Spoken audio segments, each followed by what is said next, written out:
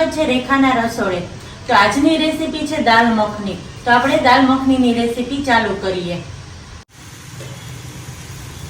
મેં રાતના અહીં રાજમા અને આખા અડદ પલાળી દીધા હતા। રાજમા અને અડદ છે ને બહુ જ કઠણ હોય છે, એટલે એને પલળતા અને બાફતા પણ વાર લાગે છે। તો 6-7 કલાક તો આપણે પલાળવા જ પડે છે, એટલે મેં રાત્રે પલાળી દીધા હતા અને હવે આને છે ને આપણે બાફવા મૂકવાના છે।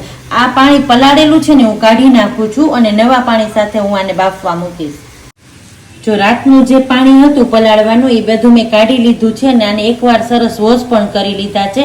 હવે આને છે ને કુકરમાં નાખી દઉં છું।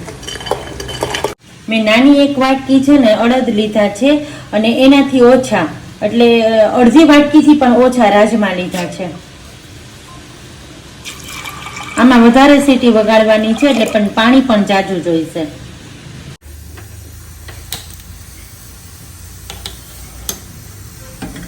જો અહીં મેં કુકર મૂકી દીધું છે અને હવે એમાં નાખું છું નમક।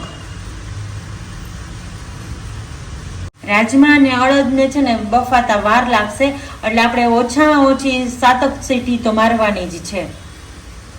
હું આમાં 1 ચમચી છે ને તેલ નાખું છું, કારણ કે અડદ અને રાજમા બંને એવી વસ્તુ છે કે બહુ જ ઉભરાય છે, જેના કારણે તેલ નાખ્યું હોય ને તો એ ઉભરાય નહીં। કુકરનું ઢાંકણ ઢાંકી દઉં છું। જ્યાં સુધી કુકરમાં આપણે અડદને બાફવા મૂક્યું છે ને ત્યાં સુધી આપણે ટમેટા અને ડુંગળીની પ્યુરી કરી લઈ। અને આમાં છે ને આદુ મરચાંની પેસ્ટ મેં ફ્રીજમાં ડબ્બો ભરીને તૈયાર જ છે મારે, એટલે એ કરવાનું નથી આપણે। આમાં 7 સીટી વાગી ગઈ છે અને થોડું પ્રેશર છે પણ રિલીઝ થઈ ગયું। જો કુકર ખોલું છું।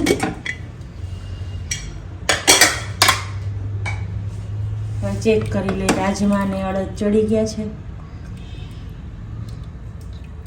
અડદ તો એકદમ ચડી ગયા છે અને રાજમા જોઈ લઈએ। હા, એ પણ એકદમ સરસ જોવો ચડી ગયા છે। હવે આને છે ને આપણે ઉકાળવાનું છે। હવે આમાં છે ને આપણે આ રીતે ઝેણી ફેરવી લેવાની છે। જો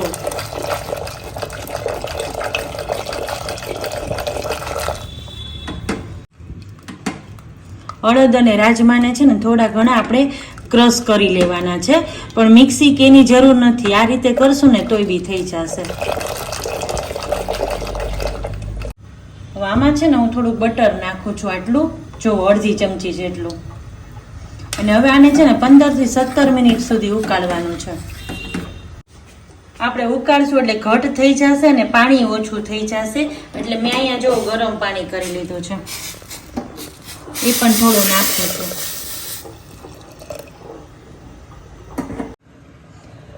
હવે આ રાજમા અને અડદને ઉકળતા 15 મિનિટ જેવું થઈ ગયું છે અને એકદમ ઘટ પણ થઈ ગયું છે। જો હવે આનો છે ને વઘાર કરી અને પાછું આને ઉકાળવાનું છે, તો જ આનું ટેક્સચર એકદમ સરસ ક્રીમી થાય છે।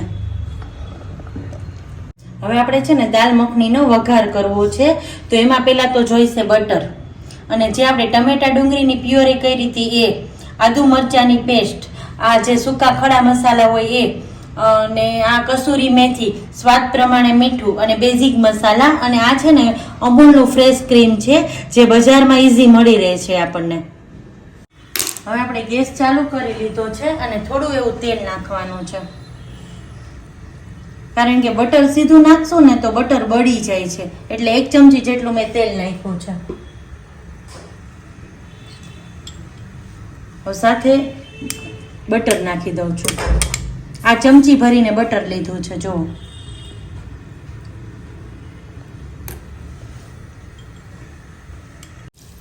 જો બટર મેલ્ટ થઈ ગયું છે અને એમાં સૂકા મરચાં, તમાલપત્ર અને બાદિયાનું ફૂલ ને લવિંગ લીધા છે।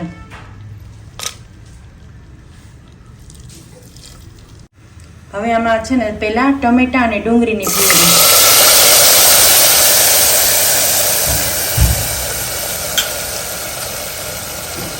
થોડી હળદર, થોડો ચટણી પાવડર, આદુ મરચાંની પેસ્ટ 1 ચમચી। આને છે ને ચલાવી લેવાનું છે એકદમ।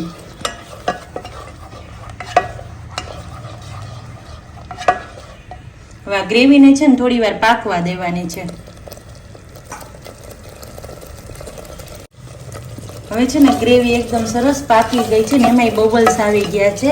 એટલે જેમ આપણે પ્યુરી લીધી હતી ને એમાં જ મેં થોડું પાણી લીધું છે.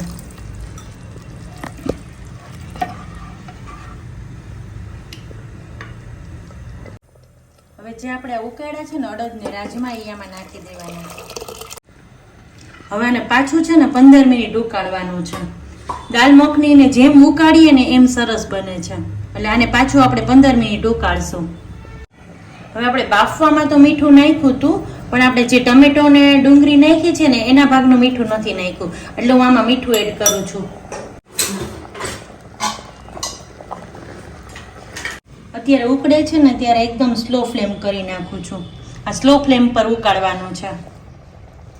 હવે ઢાંકણ ખોલું છું અને ઉકળતા એને 10 મિનિટ થઈ ગઈ છે. તો વચ્ચે છે ને આપણે એમાં કસૂરી મેથી લઈ લેવાની છે.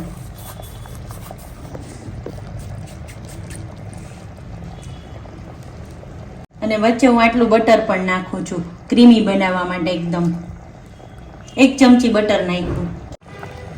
10 મિનિટ થઈ ગઈ છે ઉકળતા, અને આને હજી 5-7 મિનિટ ઉકાળવાનું છે, એટલે એકદમ સરસ ક્રીમી અને ઘટ થઈ જશે.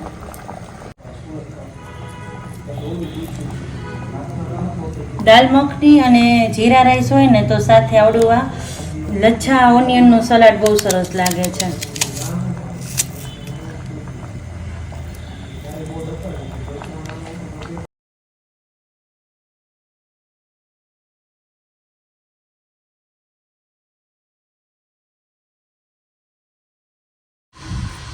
જો સરસ એકદમ ઘટ થઈ ગઈ છે ને સરસ ઉકળી ગઈ છે. હવે આને આપણે સર્વિંગ પ્લેટમાં લઈ લઈએ.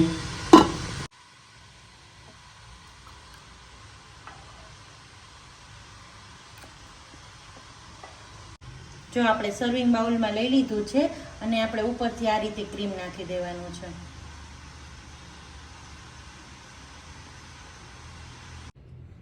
તો તૈયાર છે એકદમ સરસ ક્રીમી આપણી દાલ મખની સાથે જીરા રાઈસ અને લચ્છા ડુંગળી અને લેમન.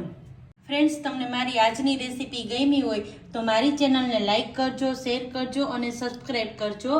અને બાજુમાં જે બેલ આઇકન આપ્યું છે એ દબાવવાનું ભૂલતા નહીં. એ દબાવશો તો તમને મારા વિડીયોઝ અને રેસીપીસ પહેલાં મળશે. તો ચાલો, આવજો.